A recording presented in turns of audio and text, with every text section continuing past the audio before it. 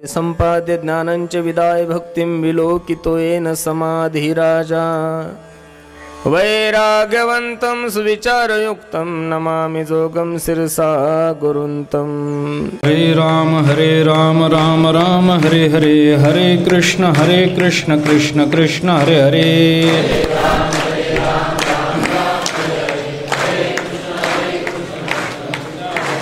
हरे राम राम राम हरे हरे, हरे कृष्ण कृष्ण कृष्ण हरे हरे।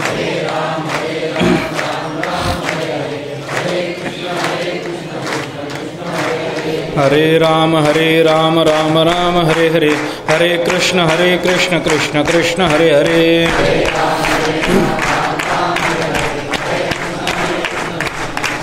पुंडलिक वरदे हर विठ्ठल श्री ज्ञानदेव तुकाराम। मावळवीत विश्वाभास नवल उदयला चंडांश, अद्वयाब्जिने विकास वंदो आता।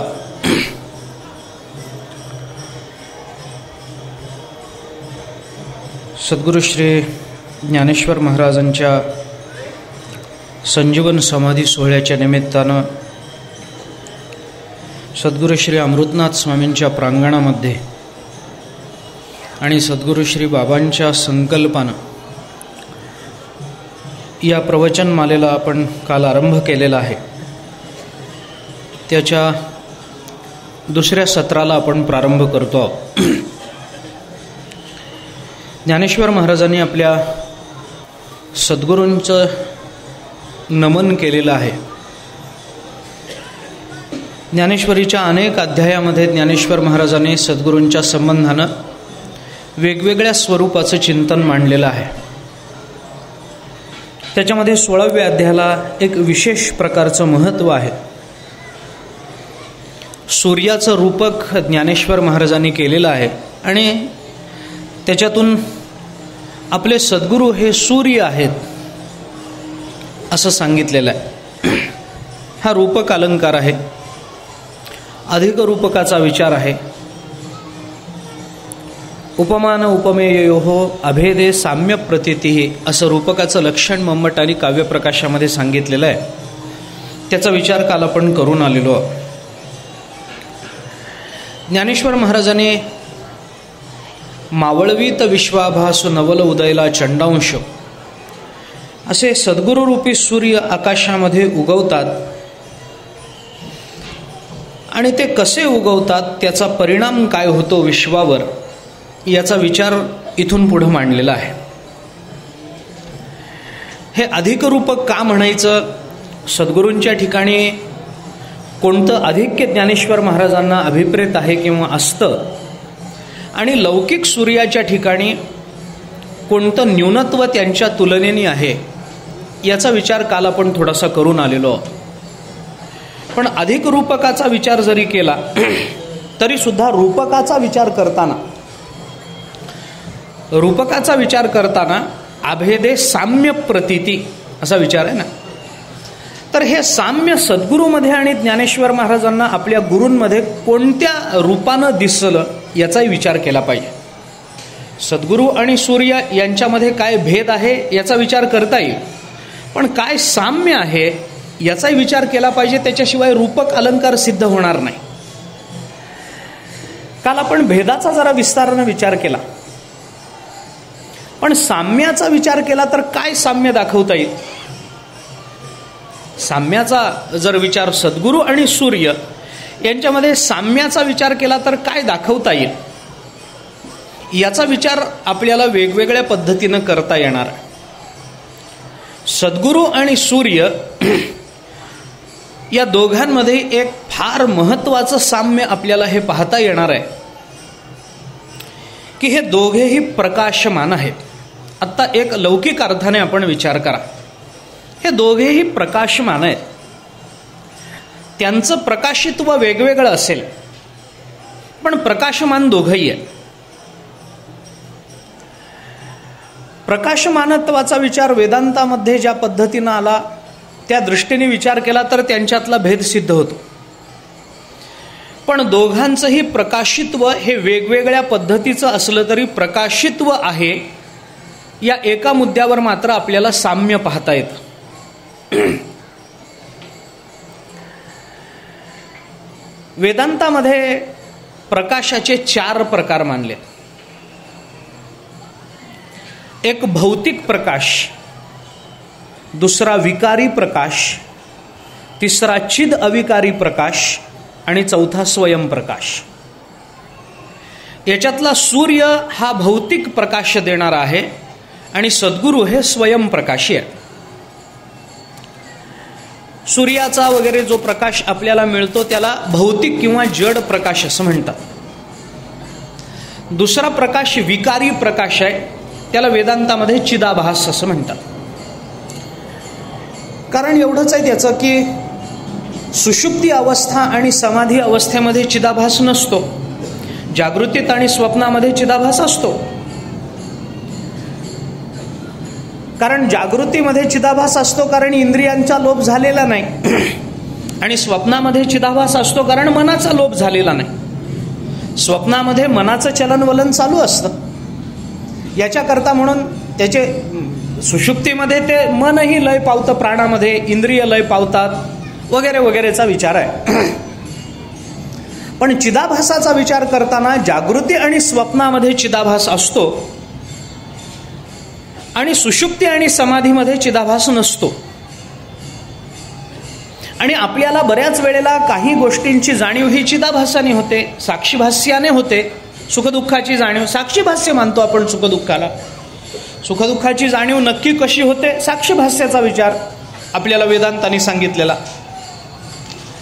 एका काळामध्ये असणं आणि एका काळामध्ये अन्य काळामध्ये नसणं याला वेदांतांनी विकार मानला. आपल्याला चिदाभासान काय होतं आपण लक्षात घ्या. थोडा न्यायाच्या प्रक्रियेचा विचार जर केला तर आपल्याला हे ध्यानात येईल की पदार्थाकडे ज्या वेळेला आपली अंतःकरण वृत्ती जाते त्यावेळेला 2 गोष्टींनी तो पदार्थ झाकला गेलेला असतो.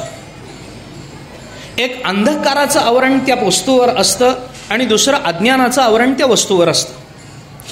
त्याच्यातल्या अंधकाराच्या आवरणाची निवृत्ती ही भौतिक किंवा जड प्रकाशाने, सूर्यप्रकाशाने किंवा दिव्याच्या प्रकाशाने होते. पण त्याच्यावर असणाऱ्या अज्ञानाच्या आवरणाची निवृत्ती ही मात्र वृत्ती प्रकाशाने होते, वृत्ती चैतन्याने होते. म्हणा वृत्ती प्रकाश काय, वृत्ती चैतन्य काय, अर्थ एक. वृत्ती चैतन्याने होते. मग त्या वृत्तीच्या ठिकाणी जे चैतन्य आहे त्या वृत्तीच्या प्रकाशामध्ये त्या पदार्थाचं जे भान होतं त्याला विचार करताना आपल्याला ती वृत्तीच जर परिच्छिन्न असेल, गुणात्मक असेल तर गुणात्मक. कारण काय, वृत्ती या शब्दाचा अर्थ तोच आहे. अंतःकरणाला 3 गुणांचा स्पर्श झाला की त्याला वृत्ती म्हणायचं. वृत्ती म्हणजे वेगळी काही नाही, अंतःकरणाला सोडून वृत्ती वेगळी नाही. ज्या वृत्तीला 3 गुणांचा स्पर्श होतो त्याच अंतःकरणाला वृत्ती असं म्हणतात. मग आता त्या वृत्तीच्या गुणात्मक अशा वृत्तीच्या ठिकाणी जे चैतन्य राहील त्या चैतन्याच्या प्रकाशाने वस्तू जर प्रकाशित होत असेल तर त्या वस्तूवर पडणारा त्या चैतन्याचा प्रकाश हा आपल्याला वृत्तीच्या संबंधातून गेल्यामुळे एकदम स्वच्छ प्रकाश, सूर्यप्रकाश किंवा स्वयंप्रकाश असा एकदम म्हणता येणार नाही. का म्हणता येणार नाही त्याचं कारण सांगतो. जर आपण त्याला स्वयंप्रकाश म्हणू तर तो पदार्थ म्हणून न दिसता आपल्याला चैतन्य म्हणून दिसला तरच त्याला स्वयंप्रकाश म्हणता येईल. स्वयंप्रकाशाच्या प्रकाशात पदार्थाचं स्वरूप कळतं हे लक्षात घेतलं पाहिजे. आणि या दृष्टीने विचार केला तर एक प्रकाश भौतिक प्रकाश आहे, एक प्रकाश विकारी प्रकाश आहे. कारण तो विकार या शब्दाचा अर्थ कधी असणं आणि कधी नसणं या दृष्टीनं आहे. सुषुप्ती अवस्थेमध्ये, समाधी अवस्थेमध्ये आपल्याला चिदाभास नाही असा विचार ज्या अर्थी करावा लागतो त्या अर्थी कधीतरी त्या चिदाभासाचं असणं आहे, कधीतरी चिदाभासाचं नसणं आहे. आणि लक्षात घेतलं पाहिजे की समाधी अवस्थेमध्ये एखाद्याला योग्याला ज्ञान होतं, त्या ज्ञानाची संगती तुम्ही कोणती लावणार? तो समुद्र पैलाडी देखे स्वर्गीचा आलोचे ऐके मनोगत ओळखे मुंगीचे. हे मुंगीचं मनोगत ओळखण्याकरता किंवा समुद्राच्या पलीकडचं पाहण्याकरता किंवा स्वर्गातली कुजबुज ऐकण्याकरता त्या योग्याचं अंतःकरण हे तिथपर्यंत गेलं, त्या विषयाशी तदाकार झालं आणि परत येऊन त्यांनी बुद्धीला जाणीव करून दिली. ही संगती योगाच्या बाबतीत लावता येत नाही. म्हणून योगज प्रत्यक्षाचा विचार करताना युक्तयोगी असेल, युंजान योगी असेल, त्याच्यात पुन्हा 2 प्रकार आहेत.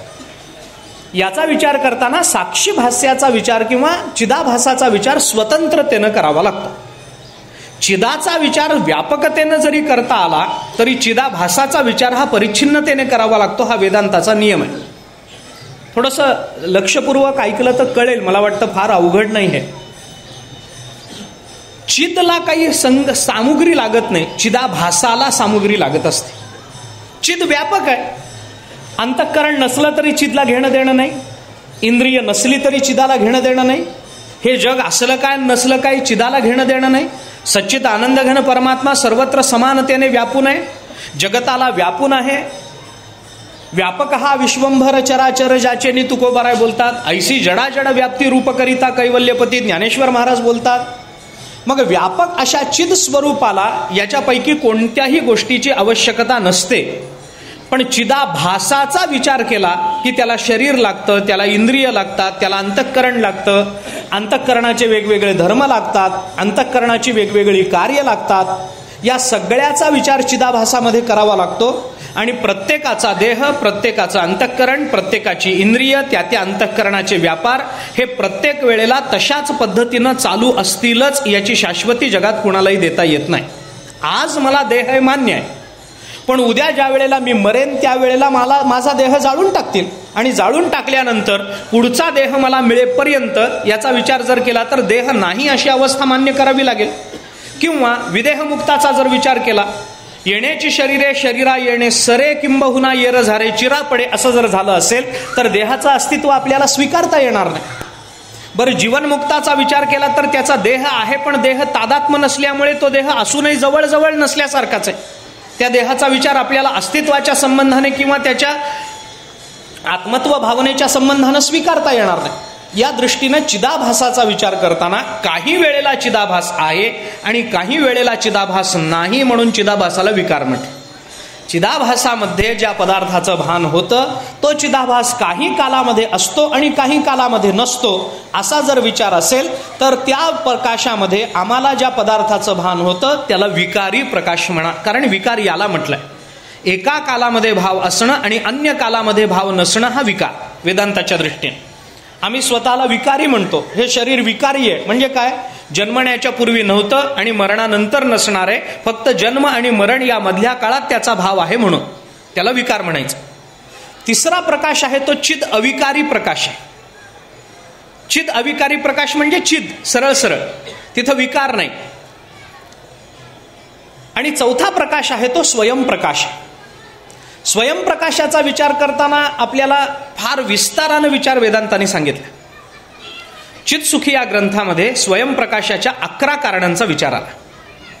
सगळं सांगणं हे आत्ता आपल्याला त्याच्याशी कर्तव्य नाही, पण हा प्रकाश कोणत्याही प्रकाशावर अवलंबून नाही. चिदाभासाचा विचार केला तर तो चिदावर अवलंबून आहे, कुणावर तरी तो अवलंबून आहे. पण सद्गुरू परमात्मा हे स्वयंप्रकाशी आहेत. ज्ञानदेव म्हणे ज्योतीची निजज्योती तीही उभी मूर्ती विटेवर. ब्रह्मसूत्रामध्ये पहिल्याच अध्यायामध्ये ज्योतिष चरणाभिधानात असं सूत्र आलं. ज्योती कोणती मानायची वगैरे वगैरे विचार. तुका म्हणे होती तुझी माझी एक ज्योती. तुकाराम महाराजांच्या भाषेत बोलायचं झालं, अंतरीची ज्योती प्रकाशली दीप्ती मुळीची जे होती आच्छादली तेथीचा आनंद ब्रह्मांडीन समाय उपमेसी काय देऊ सुखा. तुकाराम महाराज बोलतात. प्रकाशाचा एक स्वतंत्र विचार. परमात्मा हा स्वयंप्रकाशी आहे, तो कुणाच्या प्रकाशानं प्रकाशमान होत नाही. सद्गुरू हे स्वयंप्रकाशी आहेत, ज्ञानेश्वर महाराज हे स्वयंप्रकाशी आहेत. कुणाच्या प्रकाशानं प्रकाशित होणारे हे महात्मे नाहीतच. कुठून तरी प्रकाश उसना आणला आणि जगाला दिला हे नाही. न तत्र सूर्यो भाती न चंद्र तारकम नेमा विद्युतो भांती कुतोय मागणी तमेव भांतमानुभाती सर्वम यस्य भाषा सर्वमिदम विभाती. उपनिषदाच्या भाषेत जर बोलायचं झालं तर सद्गुरू हे स्वयंप्रकाशी आहेत. म्हणून प्रकाशमानता एवढा एक गुण जर, बाकी त्याच्यात तपशिलामध्ये अवांतर भेद आपल्याला मानता येतील, पण मुख्यतः जो विचार आपल्याला ऐक्याचा करायचा आहे तो प्रकाशित्वाच्या दृष्टीनं करायचा आहे. सूर्य हाही प्रकाशमान आहे आणि सद्गुरू हेही प्रकाशमान आहेत. हे दोघातलं एक साम्य झालं. दुसरा आणखीन एक विचार आपल्याला साम्याच्या दृष्टीनं पाहता येतो. तो दुसरा विचार असा आहे की सद्गुरू सूर्य सुद्धा या जगतावर उपकार करण्याकरताच प्रकाशमान होतो आणि संत सद्गुरू सुद्धा या जगतावर उपकार करण्याकरताच इथं अवताराला येत असतात. हा दोन्ही मधला समान धागा आहे. सूर्याला उगवायला कारण काय? काही कारण नाही, पण भगवंतानी सूर्याची निर्मिती ही जगताच्या उपकाराकरताच केलेली आहे. रविश्चंद्रो घना वृक्षा नदी गावश्च सज्जनः एते परोपकाराय युगे देवेन निर्मिता. देवानी या सर्वांची निर्मिती ही केवळ आणि केवळ परोपकाराकरता केलेली आहे. रवी, चंद्र, मेघ, वृक्ष, नदी, गाय आणि सज्जन या सर्वांची उत्पत्ती भगवान करतात प्रत्येक युगामध्ये. ती केवळ आणि केवळ परोपकाराकरता करतात. रविश्चंद्रो घना वृक्षा नदी गावश्च सज्जनः येथे परोपकाराय युगे देवेन निर्मिता. प्रत्येक युगामध्ये देवानी यांची निर्मिती केली, ती परोपकाराकरता केलेली आहे. याच्यामध्ये सज्जन शेवटी आहेत आणि रवी पहिल्यांदा आहे. रवीपासून सज्जनापर्यंतचा हा प्रवास आहे. आपल्याला नेमकं साधर्म्य बघायचं आहे म्हणून या दोन्हीची संगती लावली पाहिजे, पण या प्रत्येकामध्ये वैलक्षण्य आहे म्हणून सज्जन शेवटी ठेवलेत असा विचार आपल्याला करावा लागेल. सूर्य प्रकाशमान आहे, उपकार करतो, गोष्ट खरी. सूर्य उगवला, उपकार झाला. थंडीच्या दिवसामध्ये सूर्यकिरण अंगावर आली, उष्णता निर्माण झाली, उपकार वाटतो सूर्याचा. पण हाच सूर्य वैशाख मासामध्ये ज्या वेळेला दुपारी 12 वाजता डोक्यावर येतो त्यावेळेला त्याचा उपकार वाटत नाही जगात, त्यावेळेला त्याचा त्रास वाटतो. म्हणजे रवी जरी उपकारक असला तरी फक्त एकाच अंशामध्ये उपकारक. उन्हाळ्यामध्ये तो भाजतो, तो तप्त होतो, तप्त करतो, ताप देतो. म्हणून मग चंद्राचा विचार, रवी चंद्र, चंद्राचा विचार आला. चंद्र शीतल आहे, मान्य आहे, पण चंद्र जरी शीतल असला, प्रकाशमान असला तरी त्याच्यातही एक दोष आहे. चंद्र संपूर्ण वेळ, चंद्र एखाद्या वेळ हे सदा पुरते. चंद्र संपूर्ण एखाद्या वेळ, चंद्र एकदा पौर्णिमेला पूर्ण होतो, अमावस्येला तर ना तरी अवसेचा चंद्रू गूढ दिसतच नाही, त्यामुळे तो नसतो असंच माणसं म्हणतात. चंद्र नाही, अमावस्या म्हणजे त्या चंद्राच्या कला आहेत, त्याला अधिक उण आहे. ज्ञानेश्वर महाराजांनी 9व्या अध्यायाच्या शेवटी या प्रपंचाची अनित्यता सांगत असताना काय भाषा वापरली आपण लक्षात घ्या. पुष्कळ ठिकाणी ज्ञानेश्वर महाराजांनी ते वर्णन केलंय, पण चंद्राबद्दल बोलणं आत्ता माझा हेतू नाही, ते सांगायचंही काही कारण नाही.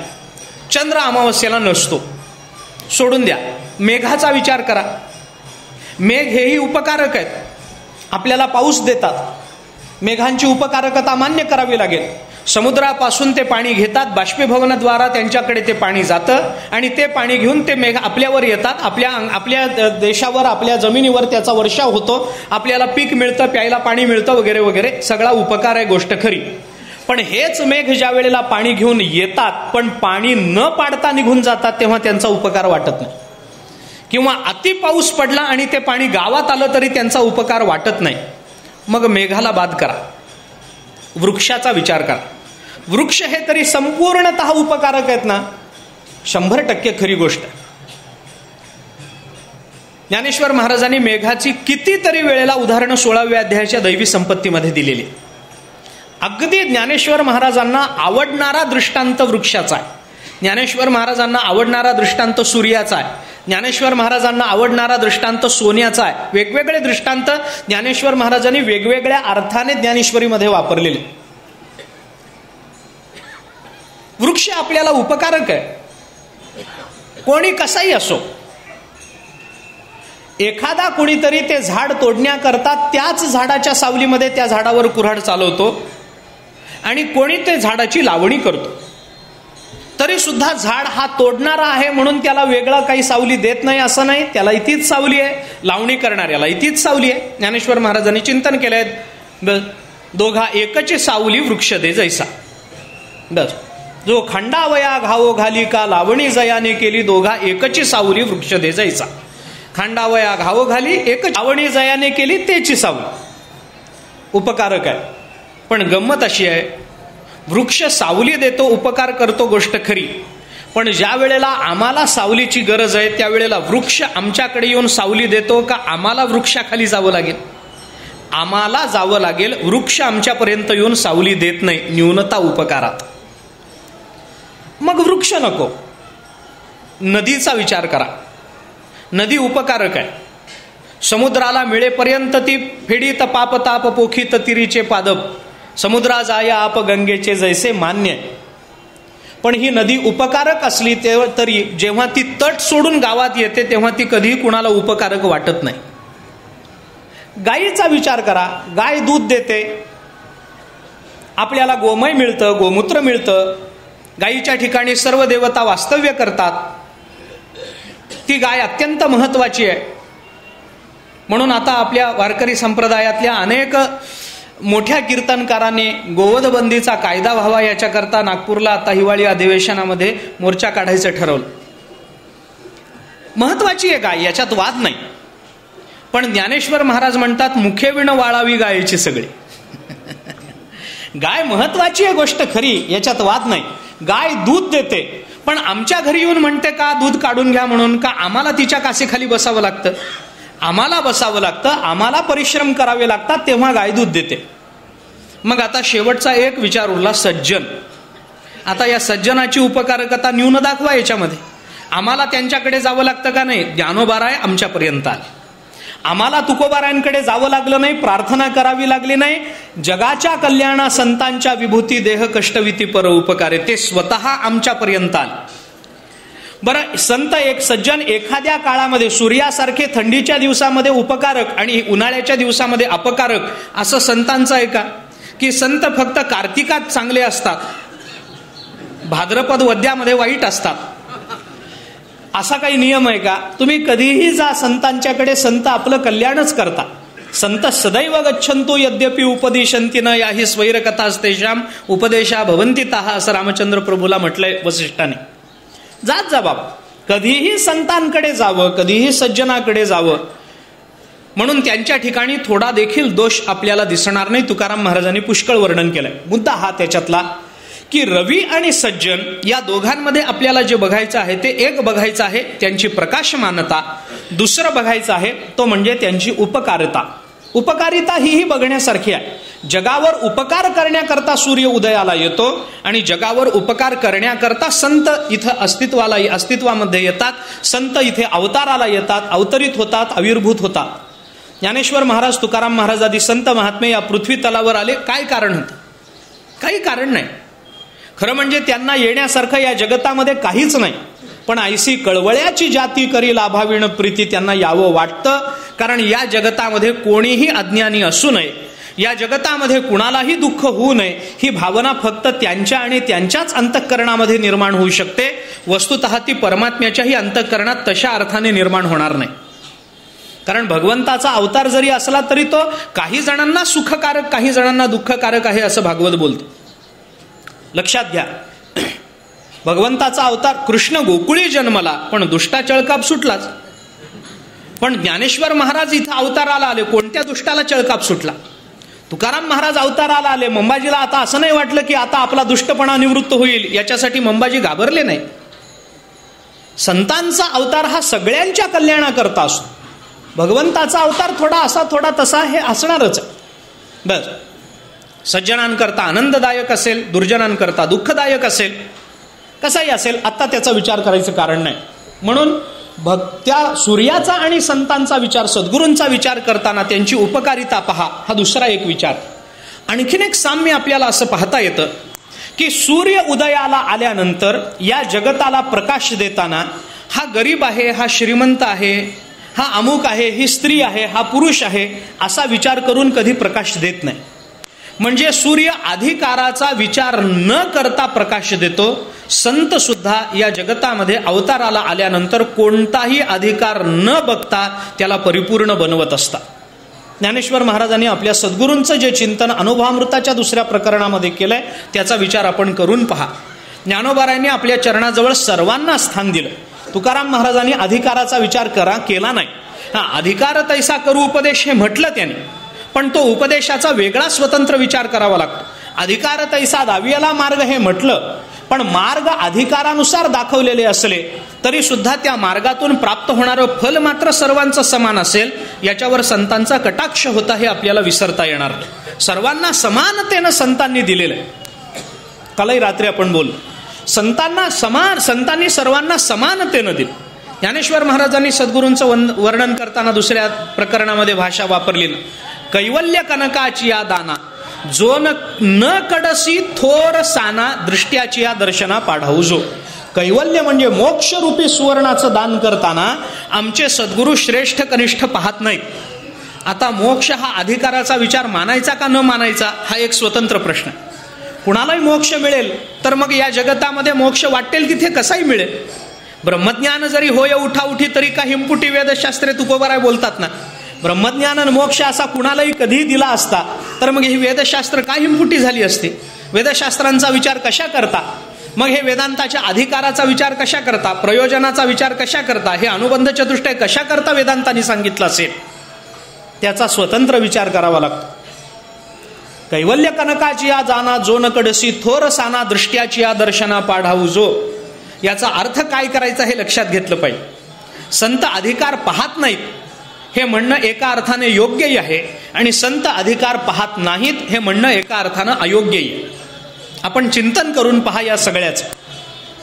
मग ज्ञानेश्वर महाराज जो न कडसी थोरसाना हे सद्गुरूंबद्दल बोलतात याचा समन्वय संगती कशी लावायची याचा विचार एवढाच आपल्याला करावा लागतो.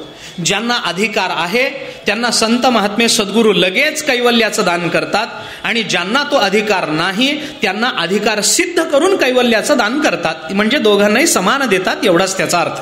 संगती लावताना समन्वय करताना असाच करावा लागतो तर संगती लागेल, नाहीतर लागणार नाही. अधिकाराचा विचार करत आपण भांडण करत बसलो तर संगती लागणार. याचा अधिकार श्रेष्ठ, त्याचा कनिष्ठ, याचं विवेक वैराग्य अजून जागं झालेलं नाही, याचं जागं झालेलं आहे, याचं अमुक आहे तमुक आहे हा विचार करायचा नाही. संत महात्मे त्या अधिकारापर्यंत आणतात आणि लगेच त्याला देतात.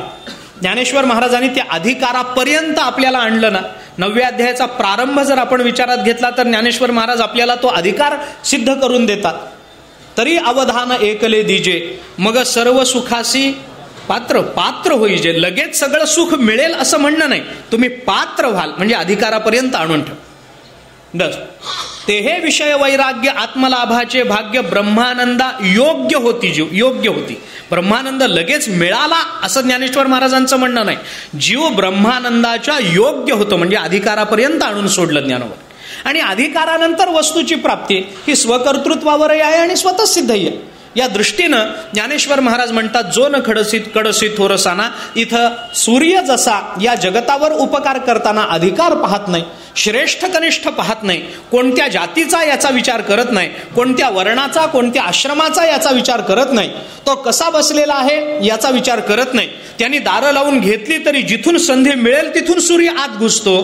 तसं संतांच्या बाबतीत आपण दारं लावून घेतली तरी सुद्धा जिथून संधी मिळेल तिथं संत वाङ्मय आपल्या जीवनात प्रवेश करतच आहे. त्या सूर्याची किरणं आपल्या जीवनापर्यंत येतातच आहेत. तुम्ही किती दारं लावून घ्या, संतांची कृपा थोड्याफार प्रमाणामध्ये तिरीप का होईना पण आपल्या जीवनावर पडल्याशिवाय राहणार नाही. या महाराष्ट्रामध्ये आपण राहतो आहोत ना, पण ज्ञानोबाराय तुकोबारायांच्या कृपेशिवाय आपला श्वासच खरा नाही हे आपण मानलं पाहिजे.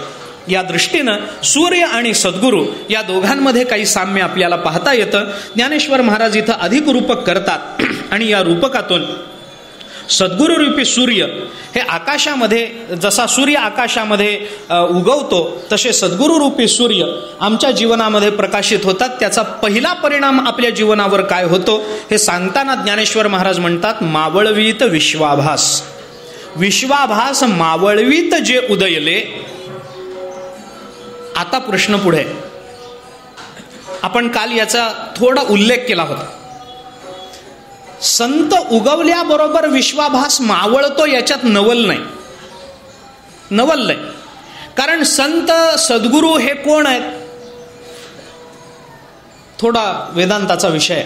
विश्वाभास म्हणजे अज्ञान. अज्ञानाची निवृत्ती कशाने होते हा प्रश्न आहे. वेदांतामध्ये हा प्रश्न आहे. अज्ञानाची निवृत्ती कशाने होते? ज्ञानाने होते. कोणत्या ज्ञानाने होते? कोणत्या ज्ञानाने होते? वाटेल त्या ज्ञानाने अविद्येची निवृत्ती होणार नाही.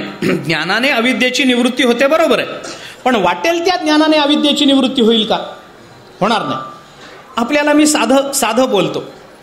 गणितातली शंका असेल तर भाषेच्या ज्ञानाने निवृत्त होईल का?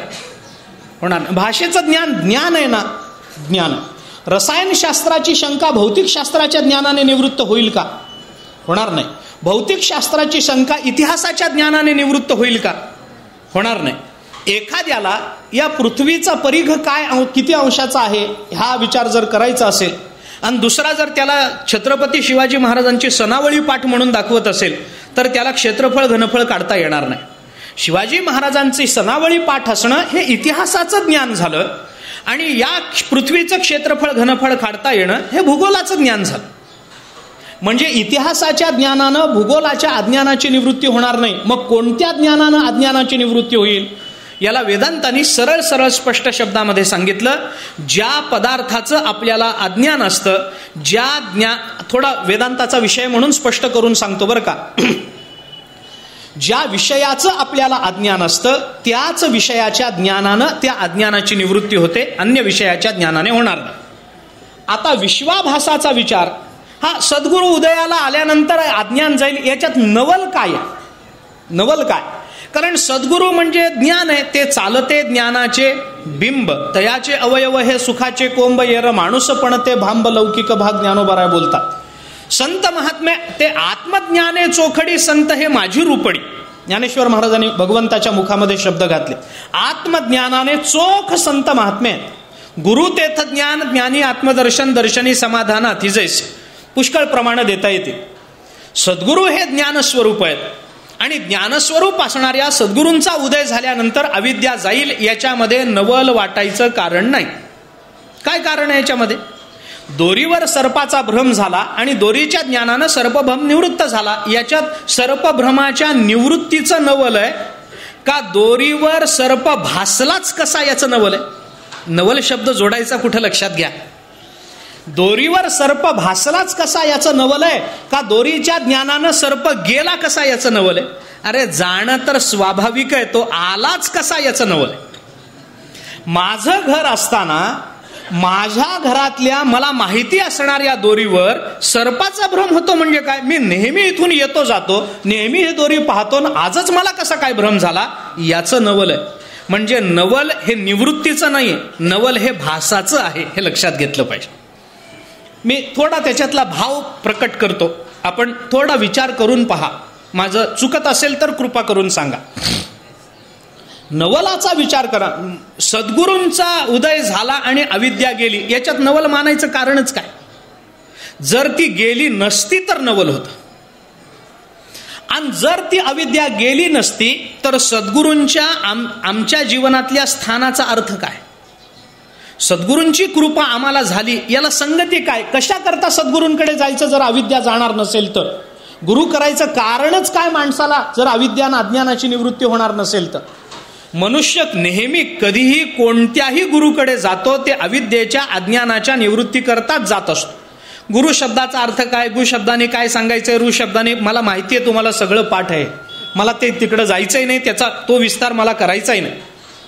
सद्गुरूंच्या उदयानं अविद्येची निवृत्ती होते, याच्यामध्ये नवल वाटायचं कारण नाही, कारण ते होणं स्वाभाविक आहे. किंवा अविद्या निवृत्त व्हावी म्हणून तर सद्गुरूंचा उदय पारमार्थिक जीवनामध्ये होतो, नाहीतर त्या उदयाला काहीच अर्थ राहणार नाही. अविद्येची निवृत्ती करण्याकरता सद्गुरूंचा अवतार. मग अविद्या गेली, नवल काय? नवल अविद्येच्या निवृत्तीत नाही, विश्वाभास जाण्यामध्ये मावळण्यामध्ये नवल नाही.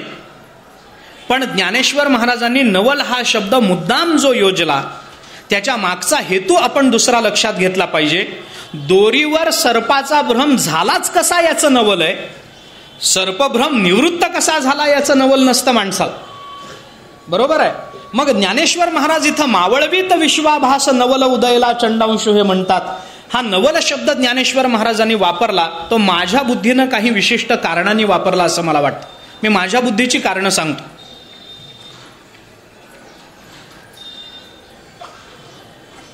सद्गुरूंच्या उदयाने अविद्येची निवृत्ती झाली याच्यात नवल नाही. सद्गुरूंचा उदय होणार आहे हे कळल्याबरोबर अविद्येची निवृत्ती झाली हे नवल आहे. मावळवीत विश्वाभास, नवल उदयला चंडांशु. उदयला गोष्ट खरी, मग नवल कशात आहे? विश्वाभास मावळवीत उदयला हे नवल आहे. ते उदयाला आले न विश्वाभास मावळला असं म्हटलं नाही. मावळवीत वर्तमानकालीन क्रियापदाची योजना आहे.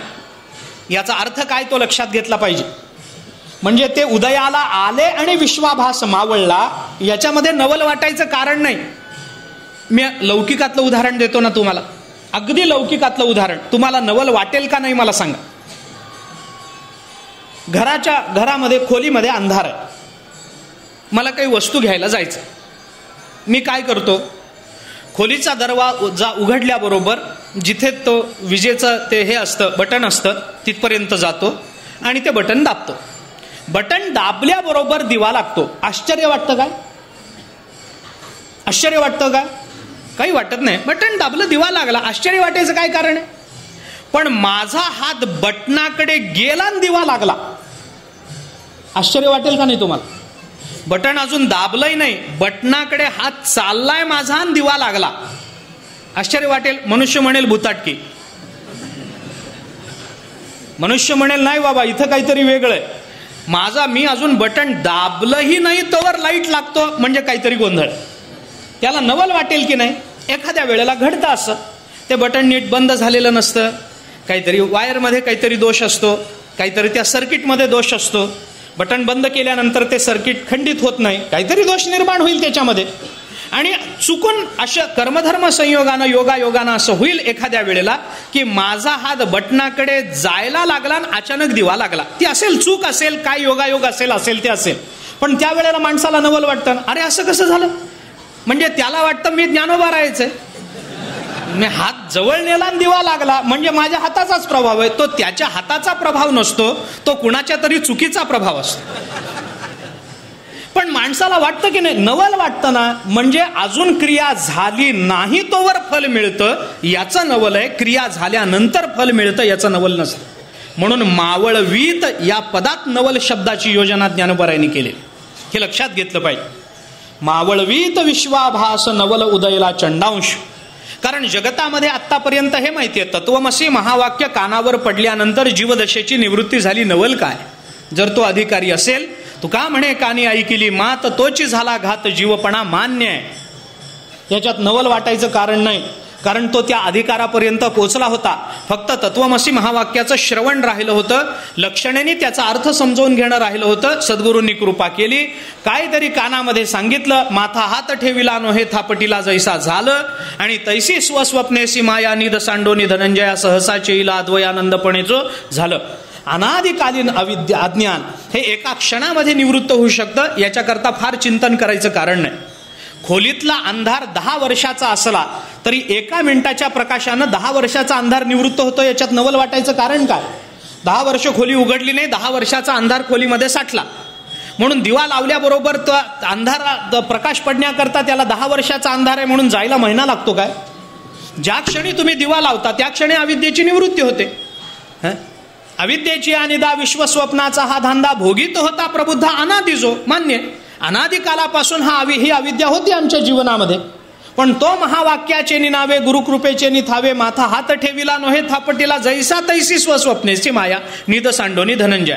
सहजाचे येला अद्वयानंदपणे, सहसाचे येला एकदम जागा झाला तो अद्वयानंदावर, त्याला वेगळं काही करावं लागलं नाही. म्हणजे नवल या प्रक्रियेचं नाही. मी अजून एक बोलतो आपल्याला, प्रक्रियेचं कधीच नवल नसतं महाराज. जिथं प्रक्रियेची संगती लागत नाही तिथं नवल असतं. प्रक्रियेचं नवल वाटायचं काय कारण? नवल वाटायचं, मी डोळ्यासमोर घट पाहतो आणि हा घट आहे असं म्हणतो, याच्यात नवल वाटायचं कारण आहे का?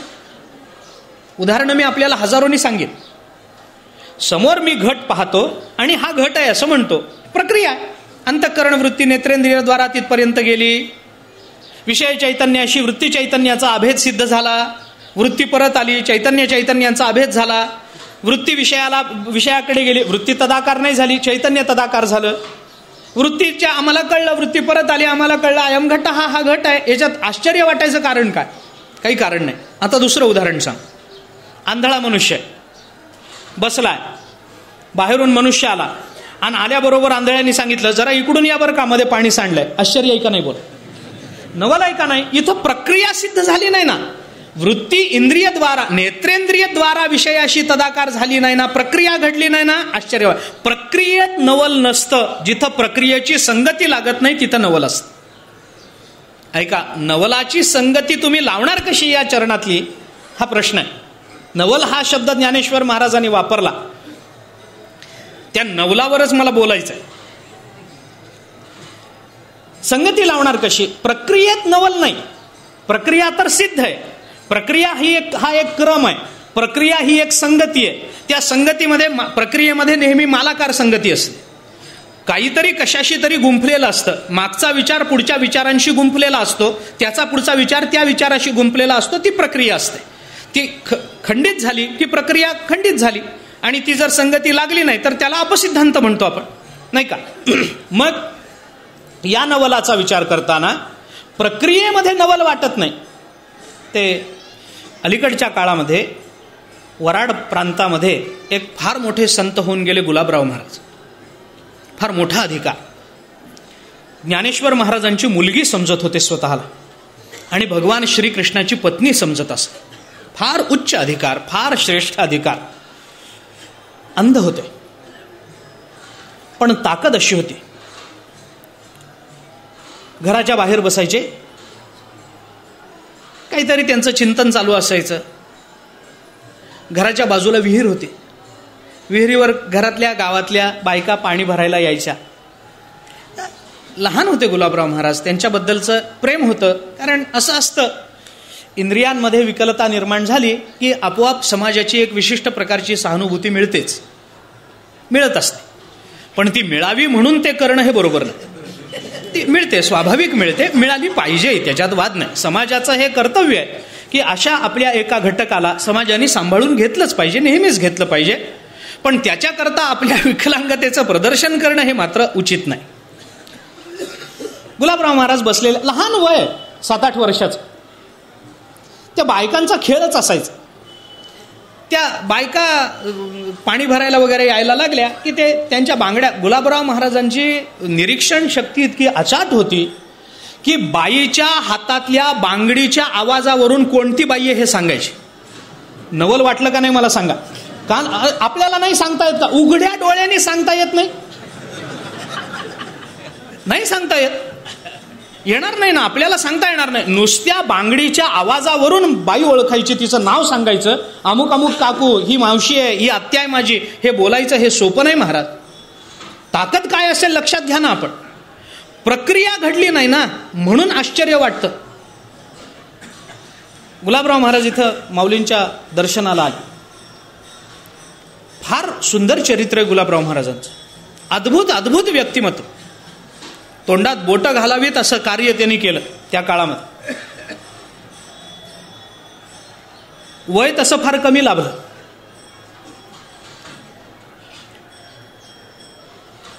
काहीतरी 36-38 वर्षाचं वय त्यांना लाभलं एकूण. पण एवढ्या कालावधीमध्ये जवळपास 139 ग्रंथांची रचना त्यांनी केली. दोन्ही डोळ्यांनी आंधळे असो. डार्विनच्या सिद्धांताचं खंडन केलंय. स्वतःची स्वतंत्र लिपी निर्माण केली. त्या लिपीचं स्वतंत्र व्याकरण निर्माण केलं. संस्कृत ग्रंथ निर्माण केलेत. संत वाङ्मयामध्ये ज्या ज्या विषयांची चर्चा आली त्या त्या विषयांवर स्वतंत्र ग्रंथाची निर्मिती केली. सोपं काम नाही. अतिशय उत्तुंग व्यक्तिमत्व. पांगारकरांबरोबर इथं माऊलींच्या दर्शनाला आले. त्यावेळेला एवढी गर्दी नसायची. माऊलींची पूजा करू असा निर्णय झाला. गुलाबराव महाराज म्हणाले, मी इथं बसून काय करणार, मी काहीच करू शकत नाही, आंधळा आहे, फुल वहा पान वहा म्हणजे मला कळणार नाही. मी बाहेरच्या मंडपामध्ये बसतो, माऊलींचं चिंतन करतो, ज्ञानेश्वरी म्हणतो, तुम्ही पूजा करा. म्हणून ते बाहेरच्या मंडपामध्ये बसून त्यांचं ओम नमोजी अध्याय सुरू झालं.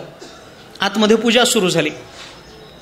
दूध आणलं होतं, समाधीवर दूध घातलं आणि ते दूध घालून दही घालून ते समाधीला पांगारकर चोळायला लागले. गुलाबराव महाराज बाहेरच्या मंडपामध्ये बसून ओरडले, पांगारकर तुमच्या हातातली अंगठी माऊलीला टोचते तेवढी काढून ठेवा. नवल आहे का नाही मला सांगा ना? नवल आहे. आम्ही आमच्या सगळ्या बोट्यात अंगठ्या घालून माऊलींच्या दर्शनाला आणि समाध्यांना जातो, पूजा करायला जातो, पण मनामध्ये एकदाही हा विचार येत नाही की आपली अंगठी टोचेल काय. अंगठी मूल्यवान असेल तुमची, याच्याबद्दल मला काही म्हणायचं नाही. त्याच्यातला हिरा खराही असेल, त्याच्याबद्दलही मला काही म्हणायचं नाही, पण तो जर माऊलींना टोचत असेल तर तो हिरा करोडो रुपयाचा असला तरी त्याला माती एवढी किंमत नाही ना. का हे झालं, हे आम्हाला या गोष्टीचं नवल का वाटलं, इथं प्रक्रिया सिद्ध झाली नाही, आम्हाला करता आली नाही. म्हणून काल आपण जी भूमिका बोललो होतो ती पुन्हा आठवून पहा. कार्यकारणाचा विचार करताना घडलेल्या कार्यावरून कारणाची संगती लावता आली नाही तरच माणसाला नवल वाटतं, नाहीतर वाटत नाही. म्हणून प्रक्रियेत नवल नाही, प्रक्रिया सिद्ध न होता कार्य दिसलं की नवल वाटतं. सद्गुरू उदयाला आले आणि अविद्या गेली, याच्यात नवल वाटायचं काय कारण आहे, ही प्रक्रिया आहे. पण सद्गुरू उदयाला येणार आहेत हे कळल्याबरोबर अविद्या गेली, इथं प्रक्रिया सिद्ध होत नाही, म्हणून नवल. ज्ञानेश्वर महाराजांना नवल वाटतं ते याचं आहे. मावळवीत विश्वाभास, मावळवीत या पदाशी नवल शब्दाचा संबंध जर जोडला तर मला वाटतं त्याची नवलाई अधिक चांगली वाटेल. नवल हा या शब्दाची योजना का केली गेली हे पहा. आल्यानंतर अविद्या गेली, नवल नाही. उदयाला येणार आहेत हे कळल्याबरोबर अविद्या गेली. त्या अविद्येलाही असं भय आहे की हे येणार आहेत हे कळल्याबरोबर त्या मायेला भीती वाटते, तर ती माया विचार करते आता नाही, आता इथं राहता येणार नाही. जिथं परमात्म तत्व आलं तिथं आपलं अस्तित्व शून्य, तिथं आपलं अस्तित्व स्वतंत्र राहूच शकत नाही, आपल्याला त्या स्वरूपामध्ये विलीन व्हावं लागेल. याच्याकरता ती अविद्या पळून जाते, ती माया पळून जाते. आपण थोडंसं भागवताचं चिंतन करा. मी गंमत सांगतो आपल्या. भगवान श्रीकृष्णाचा आविर्भाव झाला, श्रावण वद्य अष्टमी रात्री 12 वाजायची वेळ वगैरे वगैरे नेहमी आपण सांगतो. मग ते सोडा सोडा मिठी लपवा लपवा जगजेठी वगैरे झालं. वसुदेव भगवंताला घेऊन निघाले. मध्ये यमुना आडवी आली होती, तिकडून पलीकडे गेले. पायाचा स्पर्श झाला, यमुनेने रस्ता दिला, पलीकडे गेले. पलीकडे गेल्यानंतर काय झालं होतं, यशोदेच्या पोटी माया जन्माला आली होती आणि भगवंताला घेऊन वसुदेव गेले. वसुदेवानी भगवंताला तिथं ठेवलं, ती माया उचलली आणि वसुदेव परत निघाले. आपल्याला इथपर्यंत चरित्र सगळ्यांना पाठ आहे, मुखोद्गत आहे, माहिती आहे. परत निघाले. गोकुळावर उपकार करणारा पहिला महात्मा वसुदेव. एखादे सद्गुरू एखाद्या शिष्याच्या जीवनातली माया निवृत्त करतात. वसुदेवाचं कर्तृत्व एवढं आगात की गावाची माया उचलून नेली, एकाची नव्हे, गावाची माया उचलून नेली. काय ताकद असेल, अशांच्याच पोटी देव येतो, नाहीतर काय तुमच्या आमच्या पोटी येईल. आम्हाला आमचीच माया सरत नाही, गावाची उचलून कधी नेणार. हा, गावाची माया गोळा करतो आपण, पण गावाची माया उचलून नाही.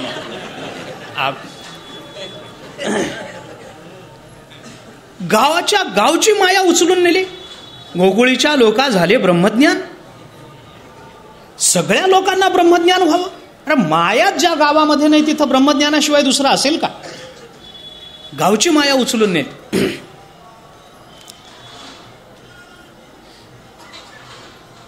परत निघाले. पुन्हा यमुना आडवी होती. मायेला भीती कशी वाटते याच्यासाठी बोलतो. यमुना आडवी होती. आता पुन्हा प्रश्न आला, येताना भगवान होते, त्यांच्या पायाला लागून यमुना दुभंगली, मान्य आहे, प्रक्रिया आहे, नवल वाटायचं कारण नाही. पण जाताना माया हातात आहे आणि यमुनेने प्रार्थना न करता रस्ता दिला. जाताना प्रार्थना करावी लागली. त्या यमुनेला भगवंताचं तोंड बघायची इच्छा झाली. तोंड बघायचं नाही म्हणून भगवंतानी पाय दाखवला. पायाच्या स्पर्शानं यमुना दुभंगली, प्रक्रिया मान्य आहे. पण परत येताना हातामध्ये माया होती. याच्यामध्ये यमुनेला रस्ता द्यायचं काही कारण नाही. माया आहे, तिला रस्ता द्यायचं काय कारण आहे. मर नाही तर राहा, नाही तर जा, काय घेणं देणं आहे मला, मी नाही रस्ता देणार. भगवंताला मी रस्ता देऊ शकते, मायेला रस्ता द्यायचं मला काय कारण आहे. यमुना विचार करू शकते.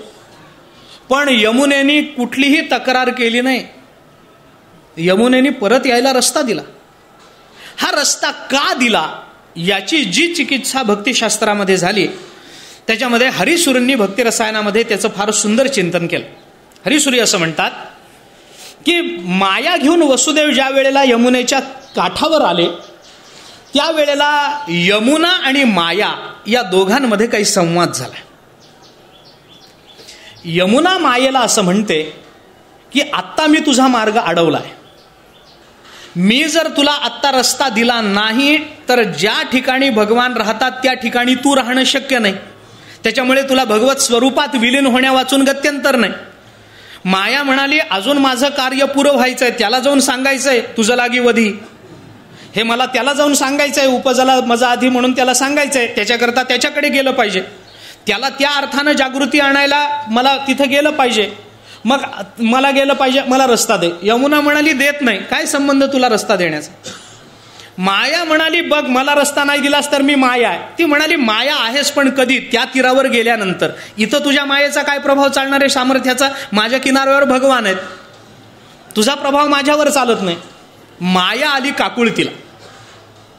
माया म्हणाली काही कर, जर तू मला रस्ता दिला नाहीस आणि मी पलीकडे गेले नाही तर जिथे भगवान श्रीकृष्ण आहेत तिथे मला माझं स्वतंत्र अस्तित्व ठेवता येणार नाही. मी तुझ्या पाया पडते पण मला पलीकडे जाऊ दे, माझं अस्तित्व टिकवू दे. यमुना म्हणाली ठीक आहे, तू काकुळतीला येऊन म्हणतेस ना मी तुला जायला रस्ता देते, पण एक करार केला पाहिजे. माया म्हणाली वाटेल त्या करारावर स्वाक्षरी करायला मी तयार आहे. तू काश्मीरचा करार कर, ताश्कंदचा कर, चीनचा कर, अथवा कुठलाही करार कर, मी करार करायला तयार आहे, सह्या करायला तयार आहे. मायेचा प्रभाव असल्याशिवाय अशा सह्या होत नाही वाटेल त्या करारावर. मी सही करायला तयार आहे. यमुना म्हणाली असले करार मला करायचे नाहीत. मग काय काय करार करायचा. यमुना म्हणाली एक माझ्याशी करार कर की आत्ता मी तुला जर रस्ता नाही दिला तर तुझं स्वतंत्र अस्तित्व राहणार नाही, आणि तुला स्वतंत्र अस्तित्व ठेवायचं असेल तर मी रस्ता दिला पाहिजे. आज मी तुझी वाट अडवणार नाही, पण तू सुद्धा मी जेव्हा भगवत स्वरूपाला प्राप्त होणार आहे तेव्हा माझा रस्ता अडवायचा नाही. करारावर सही कर आणि पुढं निघ, रस्ता देईन. माया म्हणाली अजिबात तुमचा रस्ता मी अडवणार नाही, बाकीच्या सगळ्यांच्या रस्त्यात विघ्न निर्माण करेन. पण यमुनेला कोणतीही तसदी न घेता भगवत स्वरूपामध्ये विलीन होता आलं, कारण मायेने करारावर सही केली होती. म्हणजे मायेला स्वतंत्र होण्याकरता ती माया इतकी घाबरलेली असते की आतापर्यंत जो कुणाशीही करार मायेने केला नाही तो यमुनेशी केला. ही मायेच्या अंतःकरणातली भीती आहे की जिथं भगवान श्रीकृष्ण आहेत तिथं आपल्याला अस्तित्व नसेल तर वाटेल ती किंमत मोजावी, पण याच्यापासून लांब निघून जावं. तसं सद्गुरू जिथं येणार आहेत तिथं मायेच्या अविद्येच्या अंतःकरणामध्ये ही भीती आहे की वाटेल ती किंमत मोजू, पण यांच्यापासून लांब गेलं पाहिजे. म्हणून त्यांच्या येण्याची बातमी कानावर पडल्याबरोबर ती माया निवृत्त होते. हे नवल आहे. नवलाची संगती इथे आहे. मावळवीत, इथं नवल शब्दाची संगती आहे. मावळवीत विश्वाभास नवल उदयला चंडांश अद्वयाब्जिनी विकास वंदू आता.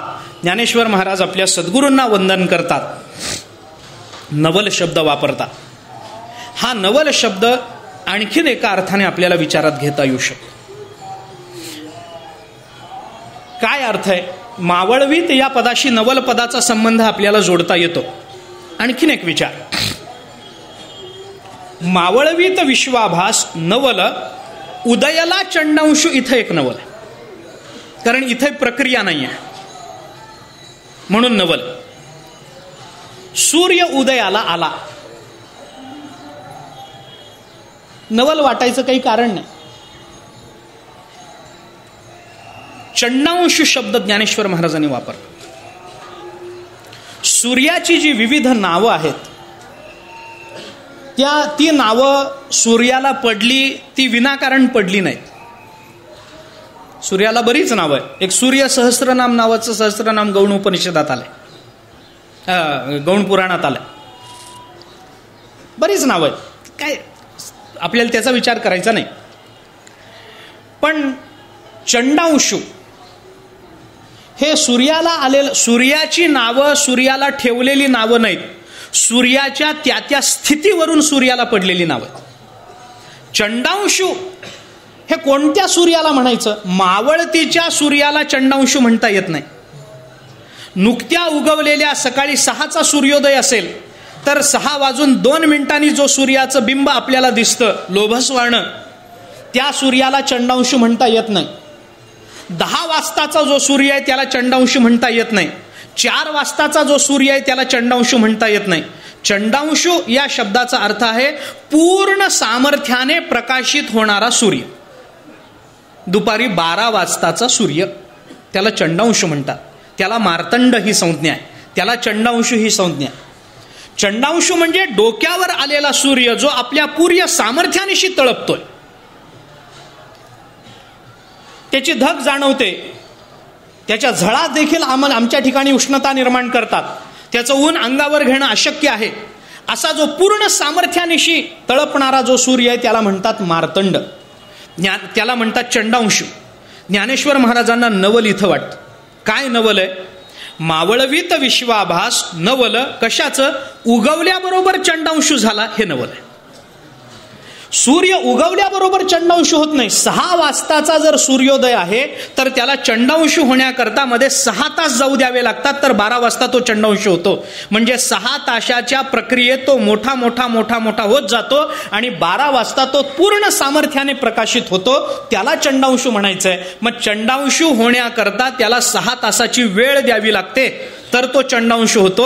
उगवलेला सूर्य चंडांशू नसतो. पण ज्ञानेश्वर महाराज म्हणतात आमचे सद्गुरू रूपी सूर्य असे आहेत, उगवल्याबरोबर ते चंडांशू आहेत.